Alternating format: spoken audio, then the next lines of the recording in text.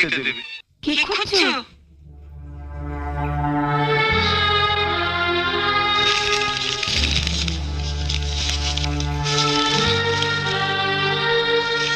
কি খুঁজছো বলবে তো? ইন্দ্রনীলের ঠিকানাটা। ইন্দ্রনীল? সে আবার কে? ভুলে গেলে? ওই যে অ্যাক্সিডেন্টে বাপ মা একসঙ্গে মারা যাবার পরে একটা ছোট মতো ছেলে আমাদের কাছে থেকে লেখাপড়া করতো। ও বাবলু। তার ভালো নাম ছিল ইন্দ্রনীল, তা তো আমি জানতাম না। এই প্রথম শুনলাম। না না, তুমি আগেও শুনেছো, তোমার মনে নেই? তাই তো হবে। তা হঠাৎ রাত দুপুরে কার ঠিকানা খুঁজছো? গত বছর পুজোর সময় আমাদের গ্রামের হেডমাস্টার ওই মুকুন্দ চক্রবর্তী, ওর সঙ্গে ইন্দ্রনীলের দেখা হয়েছিল কলকাতায়।